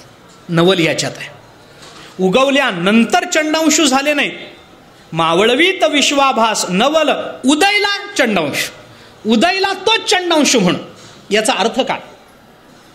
याची संगती अर्थाच्या दृष्टीने एवढीच आहे की सूर्याला चंडांशू होण्याकरता, ते सामर्थ्य मिळवण्याकरता पृथ्वी फिरावी लागते. काय जे प्रक्रिया असेल, खगोलशास्त्रीय ती असेल, मला त्याची चिकित्सा करणं हा हेतू नाही, कारणही नाही. पण ते होण्याकरता त्याला तेवढा वेळ द्यावा लागतो. पण आमचे सद्गुरू रूपी म्हणजे 6ला उगवलेला सूर्य 12 वाजता पूर्ण प्रकाशित होतो, पूर्ण सामर्थ्य त्याच्या ठिकाणी सिद्ध होतं. आमचे सद्गुरू असे आहेत की ते उदयाला येतानाच पूर्ण सामर्थ्यानिशी उदयाला आलेले. असं नाही आहे की निवृत्तीनाथ महाराज थोडे आधी अवताराला आले, त्याच्यानंतर थोडे दिवस त्यांनी फक्त 4-5 लोकांनाच कृतार्थ केलं, त्याच्यानंतर 2 वर्षांनी त्यांचं थोडं व्याप्ती वाढल्यानंतर मग हळूहळू त्यांच्या कीर्तनाला 1000 माणसं जमायला लागली आणि 1000 लोकांची कृतार्थता सिद्ध व्हायला लागली.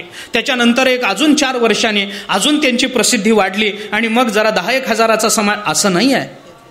ते अवताराला ज्या क्षणी आले त्या क्षणी पूर्ण सामर्थ्य घेऊनच निवृत्तीनाथ महाराजांचा अवतार. अवताराला येताना सामर्थ्यामध्ये न्यूनता आहे आणि मग सामर्थ्याची परिपक्वता आहे. हा प्रवास नाही आहे, ही प्रक्रिया नाही आहे त्यांच्या जीवनामध्ये. ते उदयाला येतानाच असे आलेले. आता उपाय वन वसंतू, जो आज्ञेचा आहे व तंतू, अमूर्तची परिमूर्तू कारुण्याचा. अनुभवामृताच्या 2ऱ्या प्रकरणातली पहिली ओवी ज्ञानोबाराय गुरूंचं वर्णन करतात. उपाय वन वसंतू आज्ञेच, अमूर्तची परिमूर्तू कारुण्याचा. वास्तविक सद्गुरू हे अमूर्त तत्व आहे, पण कारुण्याचं मूर्तिमंत रूप घेऊन ते प्रकट झाले. म्हणजे पहिल्यांदा 4 लोकांबद्दल कारुण्य, नंतर 10 लोकांबद्दल कारुण्य, मग 12 वाजता पूर्ण जगाबद्दलचं कारुण्य. असं नाही. ते उदयाला येतानाच जगाच्या कल्याणाची तळमळ घेऊन अवताराला आले आणि एका क्षणात संपूर्ण जगताला कृतार्थ करण्याचं सामर्थ्य त्यांच्या ठिकाणी आहे. म्हणून उगवलेत पण चंडांशू आहेत. चंडांशू शब्द सामर्थ्याच्या अर्थाने घ्यायचा आहे आणि उगवणं हा शब्द कोवळेपणा या अर्थाने घ्यायचा आहे. कोवळेपणा आहे पण सामर्थ्याची परिपूर्णता आहे. इथं नवल आहे. बीज पेरल्यानंतर त्याचा वटवृक्ष व्हायला काही वर्ष जाऊ द्यावी लागतात. मग त्याच्या सावलीमध्ये हजारो प्राणी बसतात, माणसं बसतात, पक्ष्यांना आश्रय मिळतो वगैरे. पण ते बीज ज्या वेळेला पेरलं जातं किंवा ते बीज त्याला जेव्हा कोंब फुटतात त्यावेळेला ते कोवळं असतं. त्याच्यात सामर्थ्य किती, एक टिचकी मारली तर ते तुटून जातं. पण तो वटवृक्ष ज्या वेळेला होतो त्यावेळेला त्याला टिचकी मारली तर काही फरक पडत नाही. पान सुद्धा हालत नाही, बुंध्यावरचा मुंगळा सुद्धा खाली पडत नाही टिचकी मारल्यावर. नंतर काही परिणाम नाही त्याच्यावर. पण ती दृढता, ती परिपक्वता, ते सामर्थ्य येण्याकरता त्या वटवृक्षाला काही शेकडो वर्ष घालवावी लागली. पण आमच्या सद्गुरूंचं नवल हे आहे की ते उगवल्याबरोबर चंडांशू आहेत. इथे नवल आहे. नवलाची 2री संगती इथे आहे. इथे प्रक्रिया लागत नाही. कालाचा अपव्यय झाला नाही ना. कालाचा व्यय जर दाखवला असता तर आपल्याला प्रक्रिया मानावी लागली असते. पण कालाचा व्ययच नसल्यामुळे नवल मान्य वाचून गत्यंतर नाही, कारण प्रक्रियाच सिद्ध होत नाही तुमची. या दृष्टीनं लहान मुलं आहे, जन्माला आलं, आ इ ई शिकवलं. थोडंसं मोठं झालं, वाक्य बोलायला लागलं, शब्द शिकायला लागलं. त्याच्यापेक्षा थोडं मोठं झालं, वाक्य लिहायला लागलं, लोकांमध्ये भाषण वगैरे करायला लागलं. त्याच्यापेक्षा मोठं झालं, अजून मोठं झालं, अजून मोठं झालं. काय शिक्षक झाला तो मुलगा, त्याच्यानंतर मुख्याध्यापक झाला, सगळं झालं. आता मुख्याध्यापक म्हणजे शाळेची सगळी सूत्र त्याच्या हातामध्ये. पण हे होण्याकरता मध्ये त्याला 40-50 वर्षाचं शिक्षण घ्यावं लागलं. म्हणजे शिक्षण घेऊन मुख्याध्यापक झाला, मग सामर्थ्य आलं, मान्य आहे. निवृत्तीनाथ महाराज कोणत्या पाठशाळेत गेले? निवृत्तीनाथ महाराजांनी कुणाकडे शिक्षण घेतलं? निवृत्तीनाथ काय झालं, काय सांगा ना, प्रक्रिया काय? ते सामर्थ्य येण्याकरता काय करावं लागलं? काहीही करावं लागलं नाही. येतानाच सर्व सामर्थ्यानं सिद्ध होऊन ते आले. मी एक दृष्टांत नेहमी सांगतो की एखादा कलेक्टर ज्या वेळेला जिल्ह्याच्या ठिकाणी बदलून येतो त्यावेळेला तो म्हणतो का, मला नोकरी कुठं मिळेल हो, माझी राहायची काही व्यवस्था आहे का, मला काही मिळेल का, काही उद्योगधंदा मिळेल का, कोणी मला सुरुवातीला थोडं तरी काम देईल का, माझा घर खर्च चालेल, एवढा तरी पगार मला मिळेल का? हे तुम्ही आम्ही म्हणावं, मान्य आहे. कलेक्टर एखाद्या जिल्ह्याच्या ठिकाणी बदलून येतो तेव्हा त्याला हे म्हणावं लागत नाही, त्याचं सगळं तयार आहे. लोक वाट बघत बसलेत, साहेब कधी येतील, आमच्या अर्जावर सही कधी करतील आणि आमचं काम कधी करतील. लोक वाट बघत बसलेत. त्याचं सगळं तयार आहे, त्याचं घर तयार आहे, त्याचे नोकर चाकर तयार आहे, त्याची गाडी तयार आहे, त्याचा ड्रायव्हर तयार आहे, त्याचं ऑफिस तयार आहे, त्याचं सगळं तयार आहे. सरकारी खातं आहे, त्यांचं सगळं तयार असतं. मी तर असं ऐकलंय की या खात्यामध्ये मेले तर उचलणारे 4 जण सुद्धा आधीपासून तयार असतात म्हणे. असं ऐकलंय मी, मला नक्की माहित नाही, पण असं मी ऐकून आहे. म्हणजे त्यांचं सगळं तयार असतं सरकारकडून. त्यांना काही वेगळी खटपट करायचं कारण नाही ना. कलेक्टर जेव्हा जिल्ह्याच्या ठिकाणी बदलून येतो तेव्हा त्याला या गोष्टीची चिंता नसते, उलट लोक त्याची वाट बघत बसलेत, साहेब कधी येतील. तसं संत महात्मे ज्या वेळेला अवताराला येतात तेव्हा त्यांना सिद्धता नसते, आता मी येऊन काय करू, आधी माळ घालू का, पंढरपूरची वारी करू का, आधी अमुक करू. नाही, लोक वाट बघत बसलेत की ज्ञानोबाराय तुकोबारायांचा अवतार कधी होईल, त्यांचा शब्द आमच्या कानावर कधी पडेल आणि आम्ही कृतार्थ कधी होऊ, आमच्या जीवनावर त्यांची स्वाक्षरी कधी होईल, याच्याकरता आम्ही वाट बघत बसलो. त्यांना ते सगळं तयार आहे त्यांच्या बाबतीत, ते सामर्थ्य घेऊनच ते सिद्ध झालेले. म्हणून नवल कशात आहे, उगवल्याबरोबर चंडांशू होतात, हे नवल. ज्ञानेश्वर महाराजांना हे नवल वाटतं. म्हणून नवलाच्या 2 संगती आपण इथं विचारात घेऊ शकतो. मावळवीत विश्वाभास या मावळवीत पदाशी नवल शब्दाचा संबंध जोडला तर इथं एक नवल आपल्याला दिसतं. आणि उगवल्याबरोबर ते चंडांशू कसे होतात ही प्रक्रिया सिद्ध होत नाही, म्हणून इथं एक नवल आपल्याला मान्य करावं लागतं. ज्ञानेश्वर महाराज म्हणतात हे फार मोठं नवल आहे. ज्ञानेश्वर महाराजांना नवल वाटलं, ज्ञानेश्वरीत अनेक ठिकाणी वाटलं, कित्येक ठिकाणी ज्ञानोबारांनी त्याचे खुलासे केले. नवल तया प्रभूचे अद्भुत प्रेम भक्ताचे, ते सारथ्यपण पार्थाचे करीतू असे नवल. बस. नवल अहंकाराची गोठी विशेषे न लगे अज्ञाना पाठी, सज्ञानाचे झोंबे कंठी नाना संकटी. आपण काल बोललो होतो ज्ञानोबारांना नवल वाटावं याचं. काल आपण बोललो होतो ज्यांना या जगतातल्या कोणत्याही कार्याची कारण संगती ही सहजतेनं सांगता येऊ शकते त्यांना नवल वाटायचं कारण काय. नवलाचा विचार मी एवढा एक विचार सांगतो आणि आता थांबतो म्हणजे उत्साह निर्माण होईल.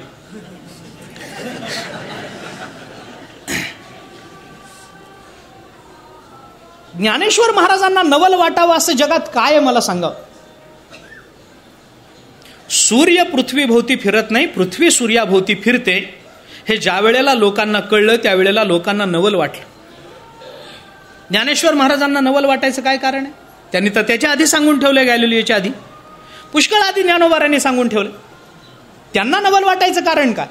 गुरुत्वाकर्षणाचं ज्ञान आम्हाला नव्हतं, न्यूटनने सांगितल्यानंतर आम्हाला नवल वाटलं. ज्ञानोबारांना नवल वाटायचं कारण काय? झाडाचं तुटलेलं फळ खाली पडतं, याच्यात ज्ञानोबारांना नवल काय वाटायचं? न्यूटनला काय वाटलं याच्यात मला त्याच्या कर्तृत्वावर काही बोलायचं नाही, मोठे ते मोठेच असतात, त्याच्याबद्दल वादच नाही, उपकार तो उपकारच आहे. जरी आधीपासून असलं तरी आम्हाला माहिती नव्हतं ते माहिती करून दिलं ना, उपकारच आहे, त्याच्याबद्दल बोलायचं कारण नाही, आहे ते आहे. पण ज्ञानेश्वर महाराजांना जर त्या काळामध्ये ज्ञानेश्वर महाराज असते आणि जर न्यूटनने ज्ञानेश्वर महाराजांना सांगितलं असतं की ज्या अर्थी ते झाडातून पासून तुटलेलं फळ पृथ्वीवर पडतं त्या अर्थी जमिनीमध्ये काहीतरी ताकद आहे. ज्ञानोबाराय म्हणाले असते हे आम्ही फार पूर्वीपासून सांगत आलो, हे आज तुम्हाला कळ. ज्ञानोबारायांना नवल वाटायचं कारण काय? जग ज्यांचं कर्तृत्व बघून तोंडामध्ये बोट घालतं त्यांना या जगतामध्ये कोणतं नवल वाटावं मला सांगा ना. अरे रेडा वेद बोलतो त्यांना नवल वाटत नाही, भिंत चालते त्यांना नवल वाटत नाही. ज्ञानेश्वर महाराजांना याचं काही नवल नाही. तिरडी खाली ठेवायला सांगायची, नाव काय म्हणून विचारायचं. सच्चिदानंद बाबा म्हणल्यानंतर सच्चिदानंद कुठे मरत असतो का? उठ म्हटल्याबरोबर ते उठतात. बाकीच्यांना नवल वाटतं, ज्ञानोबाराय उठ म्हणतात, याच्यात नवलच नाही ना त्यांना. जर ज्ञानोबारायांना नवल वाटलं असतं तर ज्ञानोबारायांनी विचारलं असतं, सच्चिदानंद बाबा उठता का? उठता का नाही म्हणाले ते. उठ उठ म्हणल्याबरोबर ते उठले. नवल नाही ना याच्यात काही. ज्ञानोबारायांना नवल नाही. तुकाराम महाराज मेलेलं मूल कीर्तनामध्ये उठवतात. लोहगावच्या कीर्तनातला प्रसंग आहे. अशक्य ते तुम्हा नाही नारायणा निर्जीवा चेतना अनावया. मूल उठून बसलं. बाकीच्यांनी तोंडात बोटं घातली. हो हो हो हो, तुकाराम महाराजांचं काय सामर्थ्य, त्यांनी मेलेलं मूल उठवलं. तुकाराम महाराजांना विचारा तुम्हाला नवल वाटलं का? तुकाराम महाराज म्हणतात नवल काय? अरे जगतामध्ये मरण नावाची संकल्पनाच नाही तर मला नवल वाटायचं कारण काय? हे मेलं तुम्ही म्हणता याच्यातच मला नवल वाटतं. कारण अमर हा खरे की पहा खोटे, हे न म्हणा देह माझा ऐसा मग भरवसा कळेल. हे म्हणणारे तुकाराम महाराज कुणीतरी मरतं याच्यावर विश्वास कसा ठेवतील? सच्चिदानंदाला तुम्ही मेलेलं समजता याच्यात ज्ञानोबारायांना नवल वाटतं. तो उठतात याच्यात नवल वाटायचं कारणच नाही. आम्ही ज्या दृष्टीने नवलाकडे पाहतो त्याच्यापेक्षा वेगळी आणि विरुद्ध दृष्टी कदाचित संतांची नवलाची. आम्हाला याच्यामध्ये नवल वाटतं, ते म्हणतात तुम्हाला याचं नवल वाटतं, हेच नवल आहे. हेच विचित्र आहे काहीतरी. वास्तविक असं नसतं. सच्चिद आनंद कधी मरत नाही हे आम्हालाही माहिती आहे. पण एखादा सच्चिदानंद खरंच दुसरा कोणीतरी आमच्या समोर आला आणि आपण जर म्हटलं की तिरडी खाली ठेवा, हा सच्चिदानंद कसा मरेल, उठ बाबा, तर मला नाही वाटत त्या तिरडीवरचा मनुष्य उठेल म्हणून. मला नाही वाटत असं काही होईल म्हणून. त्याला ज्ञानोबारायच पाहिजेत, ही गोष्ट तेवढीच खरी. उद्या आम्ही एखाद्या रेड्याच्या डोक्यावर हात ठेवला आणि त्याला म्हटलं बोल बाबा, घरातली पोरं आम्ही बोल म्हणल्यावर बोलत नाहीत, आमची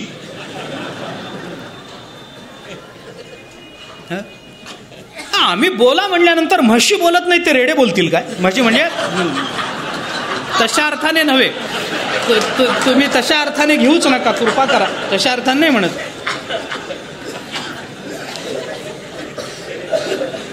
कोणी बोलत नाही. आम्ही रेड्याच्या डोक्यावर हात ठेवला तर रेडा वेद बोलेल काय? नाही, तो आम्हाला जास्तीत जास्त शिंगावर घेईल, याच्या पलीकडे दुसरं काय होणार नाही. त्याला ज्ञानोबाराय पाहिजेत, हे बरोबर आहे. भिंतीमध्ये चिद्रूपाने तत्व व्यापून आहे हे आम्हाला वेदांताच्या पुस्तकांमध्ये वाचून ऐकून माहिती आहे, पाठामध्ये ऐकून. पण आहे तर त्याचा उपयोग करता आला पाहिजे, हे ज्ञानोबारायच करू शकतात. पण करू शकले तरी सुद्धा ते सुद्धा एका मर्यादेत ना, विशिष्ट काल कार्यासाठी, विशिष्ट हेतूने. चांगदेवांचा अभिमान गेला, संपलं. नाहीतर नामदेवरायांबरोबर पंजाबपर्यंत गेले, भिंतीवर नामदेवरायांना डबल सीट घेऊन जाता आलं नसतं का? तिघांना घेऊन जाता येतं तर एक नामदेवराय जड होते काय भिंतीला? जायचं पंजाबपर्यंत भिंतीवर बसून, म्हणजे सगळ्यांनाच नवल वाटत आलं असतं. नवलाच्या संकल्पना संतांच्या वेगळ्या. ज्ञानेश्वर महाराजांना कशाचं नवल वाटावं? वास्तविक त्यांना नवलाचं असं या जगात काहीच नाही. तरी ज्ञानोबाराय वारंवार नवल शब्दाची योजना करतात. काय कारण? दुसरं कारण मी सांगतो. एक कारण आपण पाहून आलो. घडलेल्या कार्याची कारणमीमांसा जर करता आली नाही तर नवल वाटतं, किंवा त्या घडलेल्या कार्याची प्रक्रिया जर आपल्याला सिद्ध नाही करता आली तर त्याचं नवल वाटतं. हे नवलाचं एक कारण आहे. आणि नवलाचं दुसरं कारण मी आपल्याला सांगतो. माणसाला नवल वाटतं त्याचं आणखीन एक कारण आहे, आणि ते म्हणजे प्रेम. दुसरं कारण नाही. प्रेमात एक नवल वाटतं माणसाला. ज्याच्यावर निरतिशय प्रेम आहे ना आपलं, त्यांनी काही केलं तरी आपल्याला नवल वाटतं. वास्तविक ते नवलाचं नसतं, पण त्यावेळेला नवल वाटतं. प्रेम हे एक विलक्षण कारण आहे. आणि ज्ञानेश्वर महाराज आणि सद्गुरू श्री निवृत्तीनाथ महाराजांच्या संबंधामध्ये तर या प्रेमाच्या अधिष्ठानावर तर सगळी इमारत उभी आहे. ज्ञानोबारायांनी आपल्या सद्गुरूंवर जसं जेवढं प्रेम केलं तसं आणि तेवढं प्रेम या जगतामध्ये किती जणांनी केलं याचं नवल. जरा मला चिंता अशक्यच वाटतं. पावला पावलाला सद्गुरूंच्या संबंधामध्ये काय शब्द वापरावे, काय भूमिका बोलावी, काय भावना बोलून दाखवावी, काय अंतःकरण असावं सद्गुरूंच्या चरणाच्या संबंधानं. ये शरीरीची माती मिळवी ना ती अक्षिती जेथ श्रीचरण उभे ठाती आराध्याचे. काय भावना, माझ्या शरीराची माती व्हावी पण त्या मातीवर सद्गुरूंनी उभं राहावं. काय भावना, प्रेम. प्रेमात एक नवल वाटतं. आपलं ज्याच्यावर निरतिशय प्रेम आहे तिथे घडणारी प्रत्येक घटना ही आपल्या नवलाला कारण ठरत असते. मी आपल्याला उदाहरणं सांगतो, याची उदाहरणं सांगतो. आपण ज्याच्यावर प्रेम करतो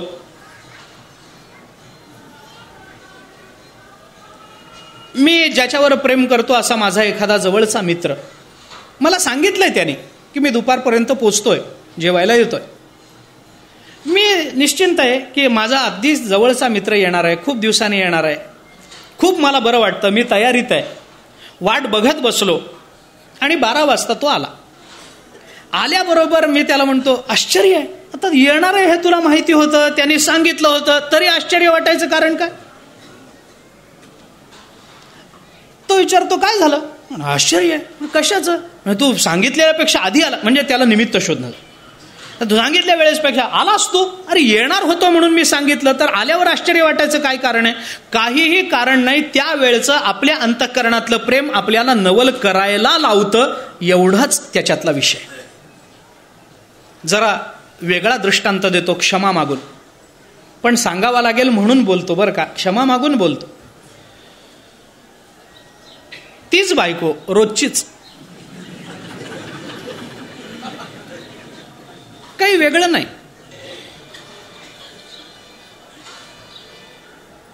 पण ती एखाद्या दिवशी साडी वगैरे नेसून तयार होऊन आपल्या समोर आली की माणसं म्हणतात, आश्चर्य आहे. तर याच्यात आश्चर्य काय? साडी नेसणं याच्यात आश्चर्य आहे का? नाही.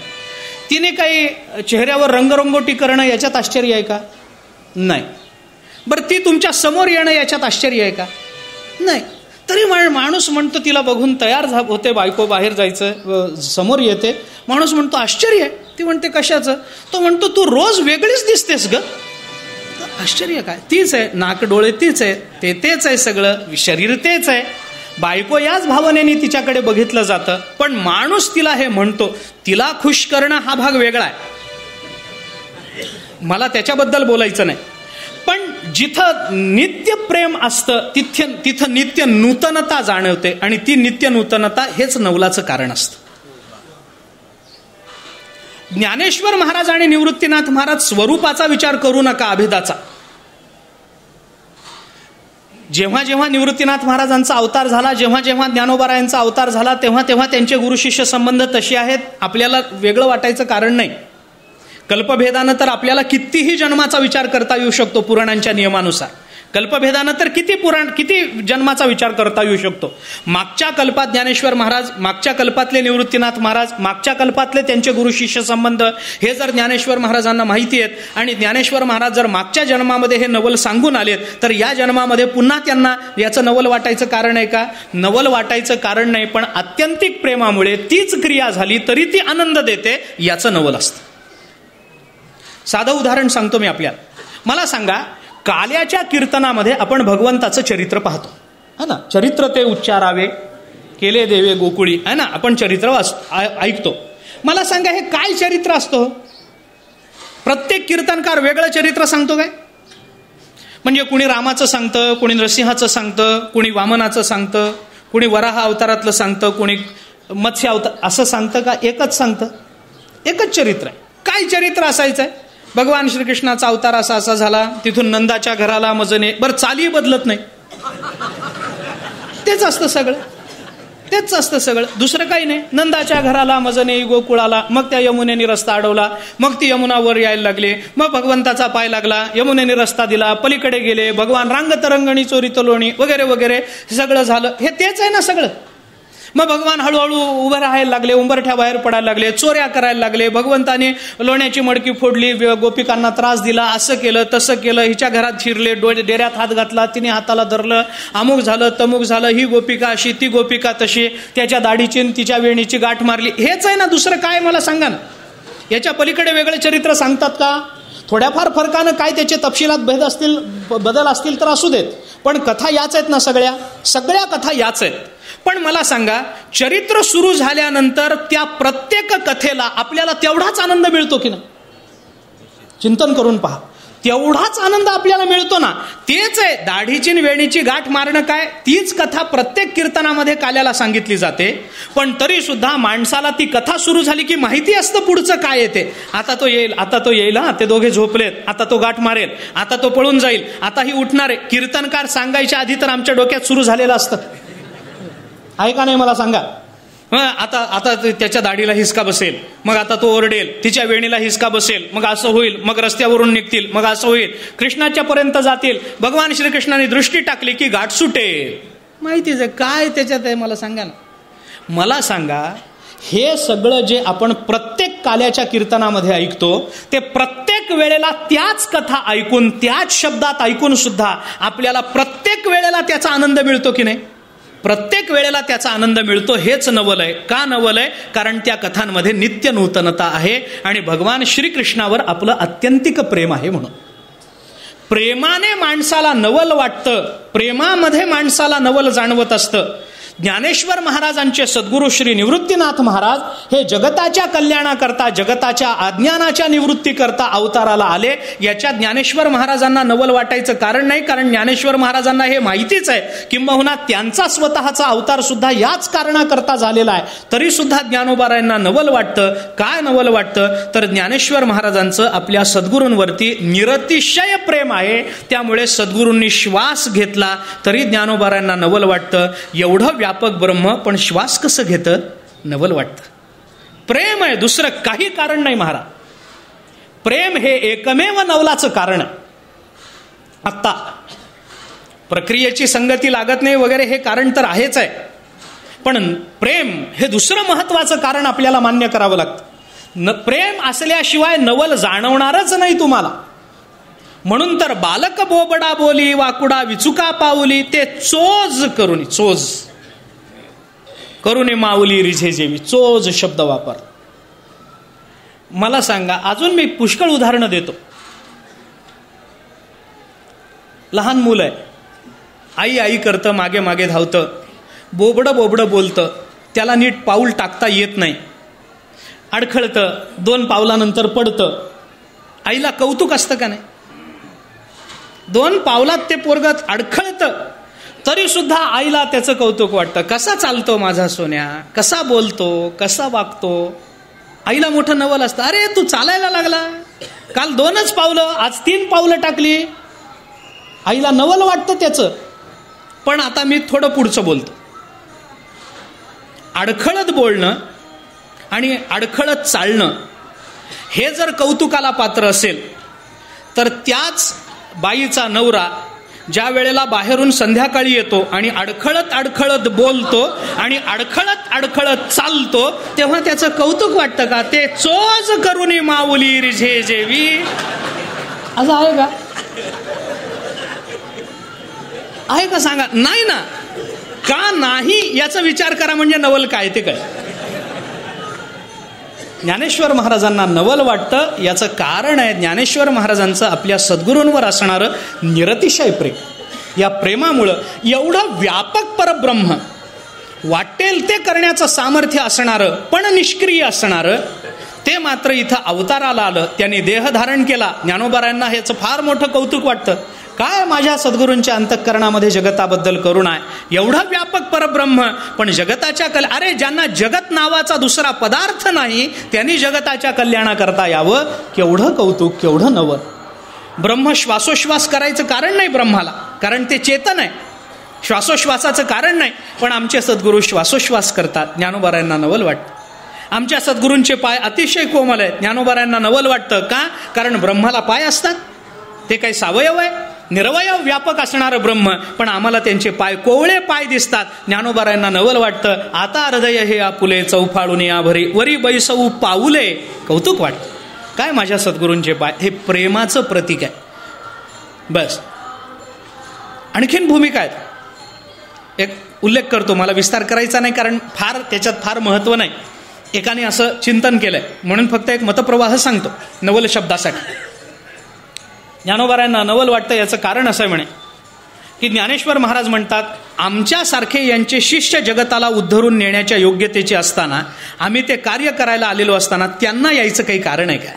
ज्ञानोबारायांना नवल वाटतं, आम्ही आलो आहोत ना, आमच्यावर ते कार्य तुम्ही सोपवून दिलंय ना, मग आता तुम्हाला वेगळं यायचं कारण काय? पण तरी सुद्धा आम्ही कार्य नीट करतो की नाही हे बघण्याकरता, आमच्यावर लक्ष ठेवण्याकरता तुम्ही येता, याचं फार मोठं नवल आहे. असं एक विचार प्रवाह असा आहे. एक काय त्याच्यावर जरा चर्चा झालेली, त्याच्यातून निष्पन्न झालेले एक फार विस्तार मी त्याचा करत नाही, पण मुख्य या दोन गोष्टींवर विचार आपला केंद्रित केला पाहिजे की प्रक्रियेची संगती न लागणं आणि अंतःकरणामध्ये निरतिशय प्रेम असणं, या दोन कारणांनी माणसाला नवल वाटण्याची शक्यता असते. या दोन्ही कारणांनी ज्ञानोबारायांना नवल वाटतं. त्याच्यातल्या प्रक्रियेची संगती लागत नाही, हे नवलाचं खरं कारण नाही, पण सद्गुरूंवरचं निरतिशय प्रेम हे ज्ञानोबारायांना नवल वाटायला भाग पाडतं. म्हणून ज्ञानेश्वर महाराज नवल असा शब्द वापरतात. आणि ज्ञानेश्वर महाराजांनी सांगितलं, मावळवीत विश्वाभास नवल उदयला चंडांश अद्वयाब्जिने विकास वंदू आता. हा विश्वाभास सद्गुरू मावळून टाकतात. याचा अर्थ काय याचा विचार केला पाहिजे. अद्वयाब्जिने विकास होतो म्हणजे अद्वय रूपी कमलाचा विकास होतो म्हणजे काय होतं याचा विचार केला पाहिजे. या दोन संकल्पनांचा विचार करायचा आहे. उद्याला या प्रवचनमालेची सांगता आपण करतो, त्यामुळे उद्याचं एक सत्र आपल्या हातात आहे. तेवढ्या कालावधीमध्ये विश्वाभास मावळणं आणि अद्वयाब्जिने चा विकास होणं म्हणजे काय, या दोन संकल्पना आपल्याला विचारात घ्यायचा आहे. तो विचार आपण उद्याला करू. आता इथे थांबू. पुंडलिक वरदा हरी विठ्ठल श्री ज्ञानदेव तुकाराम विठ्ठला विठ्ठला विठ्ठला विठ्ठला. पुंडलिक वरदा हरी विठ्ठल श्री ज्ञानदेव तुकाराम माऊली ज्ञानेश्वर महाराज की जय. जगद्गुरु तुकाराम महाराज की. तुकाराम महाराज की. तुकाराम महाराज.